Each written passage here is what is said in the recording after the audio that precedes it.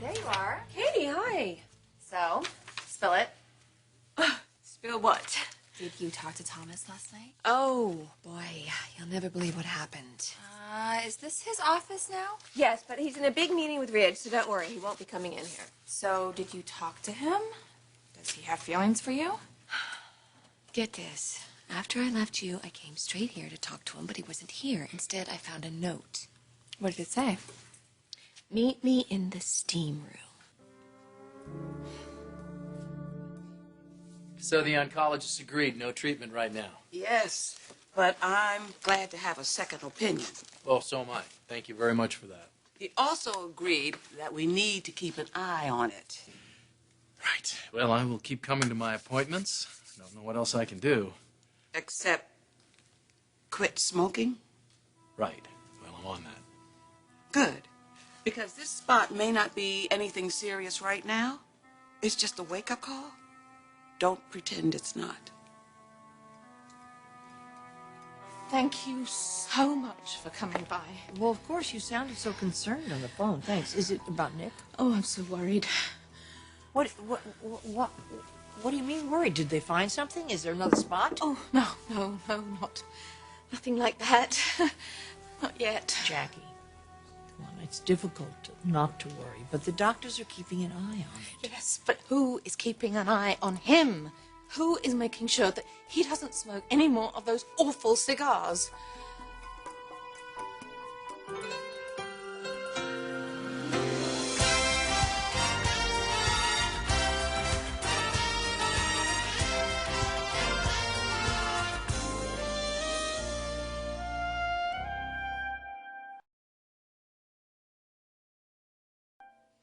The steam room?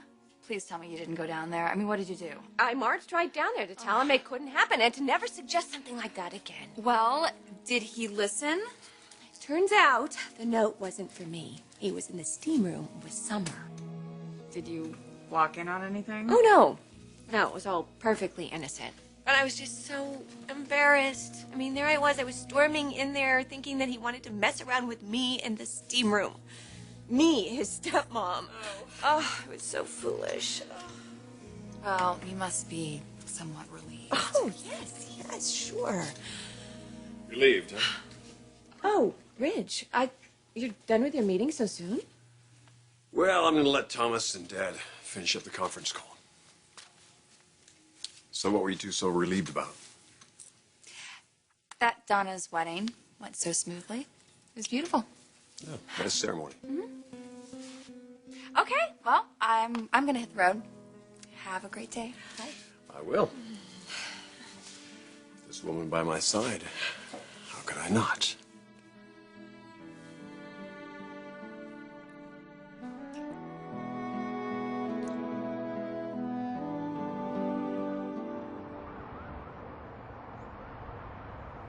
Well, I'm one step ahead of you, Doc. I started the gum already, got the patch going. I'm not sticking my head in the sand. Going through any withdrawals? Maybe a little. Stay at it. You'll be glad you did. I'm giving quitting a shot. I know it's the right thing to do. Yes, it is. But come on, Doc. Really? Is occasionally smoking really gonna kill me? Now, my mind tells me driving on the freeway over here today, now that could have killed me, but, you know, an occasional cigar now and then, I just don't think so. It just feels like this whole cold turkey thing just isn't worth it. To quit smoking, it's so hard. It's not going to be easy for him, I know that. I know it too. And I'm trying not to be a nag about it, but Stephanie, this is so scary. What if that spot is a precursor to something more serious? He has to understand what could happen. Well, I believe he's trying. He just says things, that's all. Things, stupid things, like he doesn't know if he can make it, or, so what if I have a cigar or two? Doesn't make me addicted. He is. Well, of course he's addicted. Do you remember that PSA that Yul Brynner did before he died? I think so. Well, I showed it to Nicky. He always just loved his movies, and I thought he might get through to him. Did it? He was affected, but don't think it was enough. You know, he's just not committed. You can see it in his eyes. You can hear it in what he says, how he doubts himself. It's just so obvious. He's not ready to quit smoking.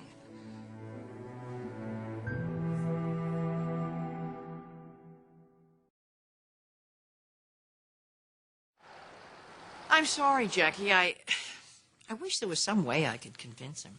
Well, maybe there is. He's always admired you so much, Stephanie. Look, I have talked to him. You know that. I've even yelled at him. Could you talk to him again, please? I mean, he does admire you, really, he does, especially after everything you've had to deal with, and you've literally transformed your life. Please, would you reach out to him one more time? Of course I will. Of course I will. I've kind of been thinking about something, you know, actually. Oh, what? Well, maybe if he saw and heard people who had, you know, been ill and what they'd gone through. Where is he now? He's at the hospital. He's getting a checkup. What's your idea? Well, there's no support groups in Beverly Hills for people with lung cancer, and I've talked to Dr. Lewis about it. And she's encouraged me, you know, perhaps maybe I should start one. Really? That's a wonderful idea. So, you're going to ask Nick to sit in? Don't you think that'd be a good idea? I mean, it's not a formal thing yet, and I'm just talking with people and meeting them for the first time. Some people that I've spoken to have survived for a number of years. Some people have just been diagnosed recently. But I think, and I don't know how many people were smokers, but I would think maybe at least one person might have smoked a cigar. This is a marvelous, wonderful, marvelous idea. You'd really ask him? Well, of course I would, Jackie. He's such an ornery son of a gun. I don't know if he'll show up, though. Oh, yes. He will. Yes, he will. He's going to do it. Stephanie, thank you. You are such a great, great friend. Oh, Jackie. So you really mean it about Justin and Donna's wedding? I had a good time. I wasn't so sure. Wasn't exactly your crowd. Logan, you were there. That's all that matters. I'm not that bugged by Bill these days. I tell you, he tried to give me a compliment. Really? Yeah, he congratulated me on the success of the Taboo line. Said it was a very gutsy move, something he might have even done himself. I'm not sure if I'm really flattered by that or mortified. Well, you gotta give it to the guy. He does own 12.5%, and he hasn't really been in our faces telling us how to run the company. True. Not that he would complain about Taboo anyway. That line's making us all rich. You and Thomas seem to be all the rage. Seems like everybody in the world wants to see the two of you together. Thomas? Oh, excuse me. Summer, everything okay? Yeah, I was just... Is Thomas? He's in a meeting. He shouldn't be much longer. Okay. I'll just text him. Look, Mrs. Forrester, about the other night, I apologize. I'm really sorry.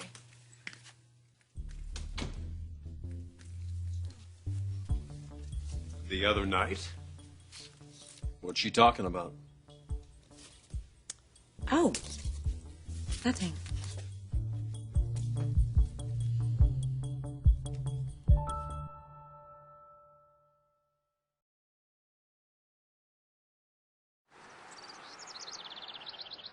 So what was Summer apologizing for? Didn't sound like nothing. She seemed kind of rattled. Just didn't seem like anything worth mentioning. Come on, Logan, what's going on? Did she do something wrong? No, she didn't. It was something that I was thinking. Actually, I was in the gym yesterday, and I opened up the steam room door, and long story short, Thomas was in there with Summer. Oh, okay. Maybe that's what he meant. What? Oh, last night he was talking about following in my footsteps. I guess he was talking about meeting some girl in the steam room. Classic Ridge. Thomas has learned from the best. Well, it was a pretty good move, wasn't it? Next, I'll have to have him learn forced jet seduction. He does seem to be enjoying himself, though. Glad to see he's getting out, seeing different girls. Well, he certainly doesn't seem to be tying himself down. No, but it seems kind of strange because he said there was someone special in his life. But maybe that's Summer. Or maybe that's Madison. He's been seeing a lot of her. Or maybe this someone special is someone else entirely. I wonder. Well, if that's all, I'll see you next time. Nick, you have options. If you're having trouble quitting, make an appointment with me. We can talk about prescriptions that are available to Doc, you. listen, I'm gonna do this my way for right now. So if I quit smoking, great. If not, just whatever's meant to be is meant to be, okay? That's a hell of an attitude. Well, Stephanie, lovely to see you at my doctor's appointment. Why am I not surprised? I wanted to talk to you, and a little tiny bird just happened to tell me where you were. Little bird, huh? English accent, boy toy husband. Mm-hmm. How'd you know? I also wanted to see you. That support group that we talked about, I'm going to try and put it together. Oh, that's wonderful. That sounds like a great idea, Stephanie. Good, because I'm going to ask you to come. Me? Why? Because of my cigars? Duh. Nick seems to feel a cigar now and then isn't so bad. I wonder what the people in this support group would say about that. I'm sure that they would be very interested. I want you to come. Look, I don't know them yet. We're just going to get to know one another. They'll share their stories with me, and maybe if you would listen, you'd learn something. Well, I don't know why they'd want me there. Why wouldn't they want you there? The whole idea of a support group is to support. I know. Nick, I haven't met them yet. We'll talk, we'll exchange stories. One of them is 6 years free of cancer, and the other was just recently diagnosed. This is important for you, Nick. You gave me your word that you would stop smoking. You stood on that boat, and you said you'd quit. Now, maybe if you were to meet these people and listen to what they've been through, maybe it would help you. And you've got to think about that little boy.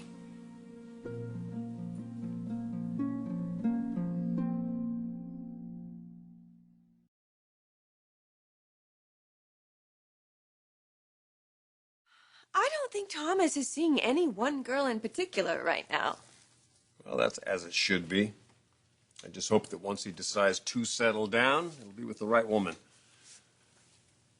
Someone like you. Me? Last night I told Thomas how much you mean to me. What you bring to my life all the time. I hope someday he finds a Logan of his own. Now, what got you talking to him about all that? Oh, I don't know. Maybe it was being at Donna and Justin's wedding. You know, I'm a sentimental kind of guy. Oh, please. Well, I can be. I think it was watching the two of them standing up there committing the rest of their lives to each other. And seeing you there, standing there as beautiful as ever, made me realize just how thankful I am to have you in my life. How lucky I am. So I guess I felt motivated to impart that wisdom to my son. Hope that someday he gets the same.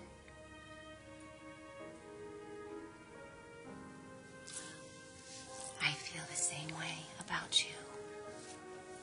There's not a day that doesn't go by that I thank God for you. And everything that we have together. Our marriage, our children, our family.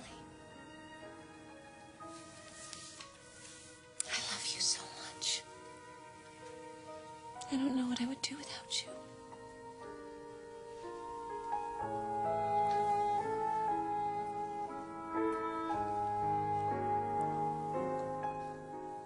I can't believe you talked me into this. I really can't. Well, you don't have to say anything if you don't want to. Well, if they don't want me to be here, if they're uncomfortable... Well, then you can just leave quietly. Listen, this isn't about you, you know. It's about me. Although it's nice to have a friend by my side. I don't want you to think I'm not trying to quit, because I am. I know. I just seem to go back and forth with this. Sometimes I think one puff of a cigar and I'm going to die from it. And then I think, well, I could have died on the freeway over here. And then I think, well, you know, it's been a tough day. Don't I deserve a cigar at the end of the day? Well, the pros don't outweigh the cons on that one. And what about your boy? Well, I've thought about that. I think I've come up with a few ground rules for myself. Once Jack goes to bed, he's asleep, I can go outside and have a cigar in the evening if I want. There's nothing wrong with that. Please. Saved for the next round. I hope that's our first guest. Hi. Hello, I'm Rosalie Gray. Hi, I'm Stephanie Forrester. This is my friend, Nick Maroney. How do you do? Hi, pleasure to meet you, too. Thank you so much for coming over and visiting today. Well, how about we My sit pleasure. down?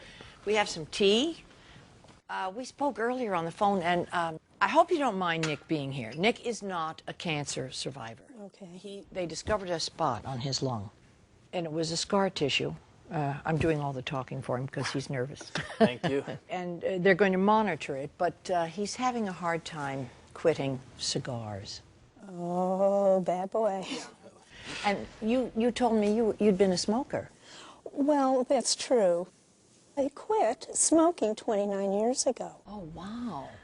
And I have no smoker cough. I had no symptoms. I exercised and ate fine for 29 years. And I went to the doctor because I was having, I thought, a pulled muscle on the upper left shoulder. He said, well, you have no symptoms to have a chest x-ray, but he did do one and saw that there was something, but it looks like it might be an ex-smoker's lung. So he suggested to have a scan. I went to a thoracic physician, and he did do the PET scan, and I got a call from the physician saying, well, you have 6 months. I said, 6 months for what? And he said, well, if you do aggressive chemotherapy, perhaps a year. I was in complete denial. Complete. Yeah, and I was told that I was going to die, so I thought, well, the best thing is just to accept that and kind of have a last hurrah, you know. It was only because of a close friend or someone I didn't realize was actually a friend who became very pivotal and important for me to face the fact that I had a lot to live for. And I'm always grateful for that. Friends are really so important. I admire your strength and perseverance.